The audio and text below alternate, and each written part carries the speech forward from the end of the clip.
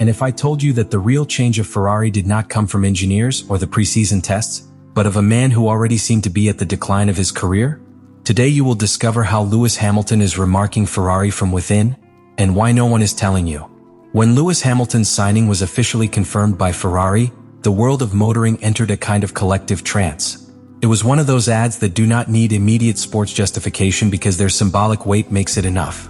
The most laureate pilot of the hybrid era signed with the most mythical team in Formula One. But behind that media facade, a much more complex, more intimate, and above all, more powerful story in technical and strategic terms was hidden. Hamilton did not arrive in Maranello as one more star who seeks to close his career with romanticism. His motivation was another. He came with the intention of reconstructing, from the base, a technical project that had been stagnant for years between erratic decisions, partial developments, and philosophies that did not finish curdling. In Mercedes, it had been an integral part of the development of the car for more than a decade. It was usual to see it involved in sessions with engineers, discussing motor maps, aerodynamic profiles, and curve behaviors. He was not a pilot who simply climbed into the car. It was a project builder, a car decoder. What he found in Ferrari, however, was another culture. More hierarchical, more traditional. A team that, although it had advanced a lot in recent years under the direction of Frédéric Vasseur, still retained inertia of the past. Long technical cycles, rigid structures, and some resistance to adapt to new collaborative work methodologies. Hamilton's landing was not just a sports incorporation. It was a cultural fracture that began to silently modify the internal structure of the team. Since his arrival in Maranello, Hamilton began asking for access to areas that are not normally granted so early to a new pilot. He demanded extended sessions with aerodynamic engineers, more detailed post-carrier analysis, and above all, participation in meetings where the car evolution route of the car was defined. It was not satisfied with adjusting the car settings in each weekend. I wanted to know why the SF-25 had that suspension philosophy, how the interaction of the flat background with aerodynamic channels had been designed, and what parameters were considered priority for the distribution of weights in average curve. This approach generated initial discomfort. Some sectors of the team were not accustomed to this type of interference from cockpit. But what at first was seen as an interference soon became an opportunity, because Hamilton not only asked questions, he brought answers, proposed solutions, related symptoms on track with structural defects that only someone with their experience and sensitivity at the wheel could identify. And that began to change everything. The first great impact of this new dynamic was seen in the preseason tests. While other teams used the tests to validate pieces, Hamilton forced Ferrari to forward the data. It was not enough to roll, it had to be understood. It analyzed variables that were usually left for the technical team, such as the correlation between the wind tunnel data and those of the simulator, detecting discrepancies that were later confirmed as indications of a design error in the rear area of the car. It was the beginning of a transformation process where the pilot was no longer simply an executor, but the true catalyst of a deep re-engineering of the SF-25. This first act was not visible to the public. There were no holders on technical meetings or statements about suspensions or aerodynamic balance. But behind the cameras, in the bowels of Maranello, a silent revolution was brewing. The arrival of Hamilton had not only rushed to Ferrari. I was forcing her to reinvent himself from within. And that, in a sport as hermetic and competitive as Formula One, is perhaps the clearest sign that something truly big is about to begin. The season was already underway. Ferrari tried to maintain a narrative of progress, of incremental improvement. There was superficial optimism, but under that apparent calm, the team began to notice that something did not fit. The SF-25 did not behave as projected. The correlations between the wind tunnel data, the simulations, and the real behavior of the car on the track began to break. In the papers, the car should be in the direct struggle with McLaren and Mercedes. On the track, however, it was inconsistent, erratic in its dynamic behavior, especially in circuits with medium and high-speed curves. It was in that context that Lewis Hamilton, after the Miami Grand Prix, decided to do something that marked a before and after.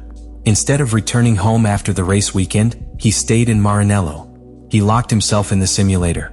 Day after day, back after return, he began to dissect the behavior of the SF-25 with a surgical meticulosity. I did not seek to adjust times, but patterns. I wanted to understand what made the car unpredictable. And what he found was more serious than anyone in the team had anticipated. Hamilton detected a structural failure in the way the car managed the aerodynamic vortices in the rear. This problem directly affected curve stability, especially in medium and high-speed sections, where the car tended to lose support intermittently. It was not a matter of total aerodynamic load, but of how that load was applied along a curve. Sometimes it disappeared. This unpredictability generated a car impossible to lead to the limit without constantly exceeding that thin line between grip and failure. The most alarming thing was that this defect had not been revealed in the first simulations. The SF-25 was the result of a development that, in theory, had improved the weak points of the SF-24. But in practice, that evolution had generated new interactions not foreseen in the active aerodynamics of the car. A car with good speed in a straight line, but a nervous rear platform, unable to generate confidence in the most critical phases of late braking or progressive acceleration in curve. This revelation hit hard inside Ferrari. And he did it in silence. There were no leaks, there were no official statements. But internally, Hamilton's finding completely changed the technical direction of the project. Because he had not only identified the problem, he had described his consequences and possible solutions. It was then that a counter-relage race began. The aerodynamic equipment, the vehicle dynamics and suspension were redirected towards a new roadmap. Certain update packages planned for circuits such as Japan or Canada were set aside, and a deeper intervention was prioritized in the aerodynamic architecture of the car. Most fans judge the impact of a pilot for what happens on Sundays: podiums, overtaking, fast laps. But the real legacy of a pilot like Lewis Hamilton is built outside the track, far from the cameras, in the ability to mold a team from within.